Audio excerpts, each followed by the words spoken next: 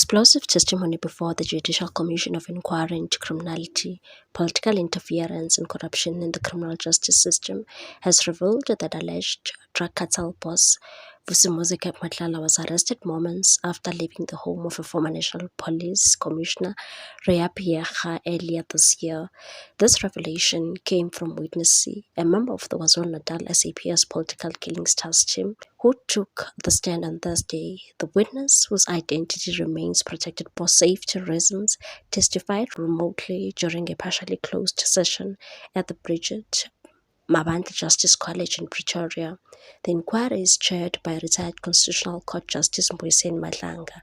According to Witness C, police had been trailing Matlala in May after securing a warrant for his arrest in connection with the October 2023 attempted murder of TV actress and influencer Teboho Tsobejane. He said, on 13 May 2025, I went to Randburg Magistrates Court to apply for a warrant of arrest for Matlala. The following day, we followed him as part of our surveillance operation. Matlala was reportedly driving in a Mercedes-Benz as part of a motorcade when officers began their pursuit, and said he entered an estate in Midrand, and after leaving, he sped off at a high speed. We couldn't catch him until he hit a pothole and suffered a puncture. He stopped at a traffic light, and that's when we made the arrest. It was during the arrest that Matlala allegedly told officers he was coming from the house of Rea Piecha. Witness C said the team did not pay attention to that at the time, as their focus was on apprehending the suspect. Witness C, who joined the PKTT in 2020 and was second to Gauteng's Organised Crime Unit in 2024, resumed his testimony this week after a brief pause due to academic exams. His evidence is being led by Advocate Offense Motla Seti, assisted by Advocate Motlape Silo SC. Matlala, who's 49, is currently behind bars alongside alleged accomplices Musake Gana, 35, and Diego Floyd Mabusela, 47, his wife Zagani, 36, and Mabusela's daughter Tabiseng Zama, 23, are out on bail of 20,000 rand and 10,000 rand respectively. The five face a litany of charges including attempted murder, conspiracy to commit murder, fraud, money laundering, and defeating the ends of justice, all stemming from the botched assassination attempt on Tsobejane.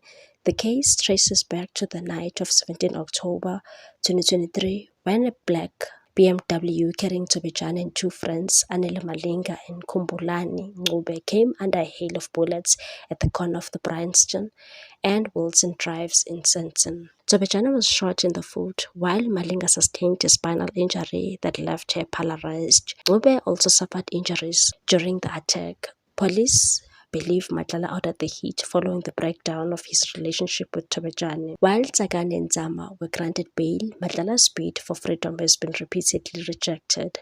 The Johannesburg High Court this week dismissed his appeal against an earlier Alexandra Magistrates Court decision denying him bail. The matter, previously postponed on 7 October, is set to return to court on 11 November for the centralization of two additional dockets from Pretoria and the possible transfer of the case to the Johannesburg High Court. As the Commission continues its hearings, the revelation of Matlala's alleged visit to Piecha's home is likely to raise fresh questions about possible links between high-ranking officials and organized crime networks within South Africa's criminal justice system. Meanwhile, the ad hoc committee investigating allegations of corruption within the criminal justice system will call for Vusimuzi Matlala to testify, as it poised to request an extension of its mandate beyond the looming November 28 deadline. During a briefing on Wednesday night, the committee discussed the witnesses scheduled to give evidence, saying it has yet to consider public submissions.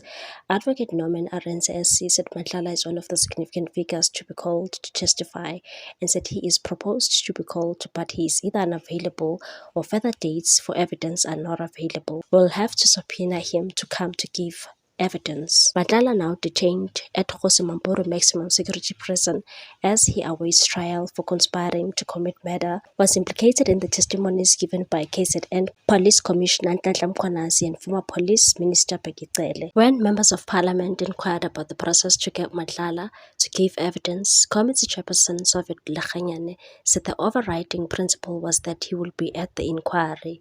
Lekganyane said that the Department of Correctional Services, as the authority playing custodianship over Matlala will make arrangements to bring him to the inquiry. He said the department must make security arrangements so that when a person is here, he must not escape in our presence. Lekganyane said that when the evidence leaders are ready to schedule consultations with Matlala, the department will indicate whether it may not be possible to bring him to Cape Town or if they should visit him in prison, and that they can make a decision on how they are going to bring him here or whatever venue is possible for us to have an engagement with him. The ad hoc committee has taken a standing resolution to summon suspended Inspector General Matthias Fazel. Arendse informed the committee that Fazel was an important witness on their list. The committee heard from Arendse that he had received a call from Fazel's legal representative before the meeting, and said, "She told me that he is not refusing to testify, but because he is under suspension, he does not feel he should. I hold a different view that for the reason that he is under suspension, he should." Fazel is set to give evidence on November 21 in terms of the schedule of witnesses, and said, "I'm sure that there's no longer a need to issue summons, but he will appear voluntarily." Lekganyane said Arendse had previously reported that Fazel had first indicated that he was waiting for guidance from the Joint Standing Committee on Intelligence. Then he said he did not want to attend as he had been suspended, and said there was no consistency with regard to the answers that he was given to the legal team. He also said Fazel cannot use the excuse of being suspended as a reason for why he could not appear before the committee.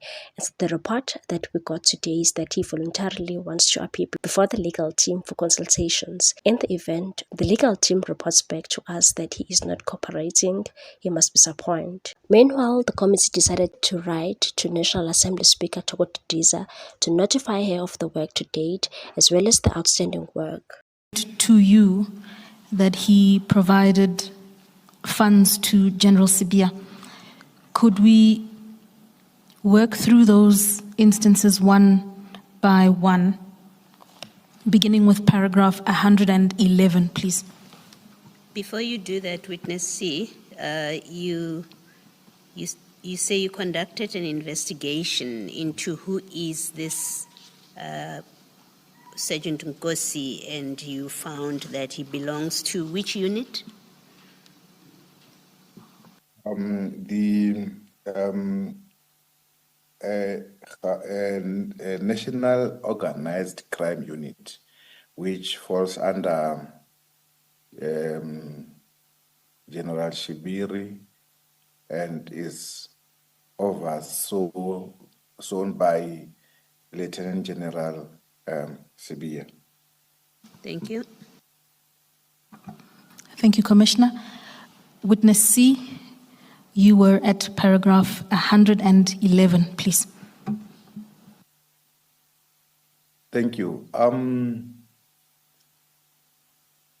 Mr. Matlala also indicated that there was an instance when General Sibiya's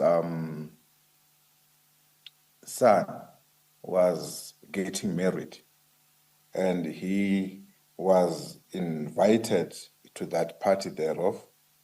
And at that event, he had given General Sibiya an amount of 300,000 in support to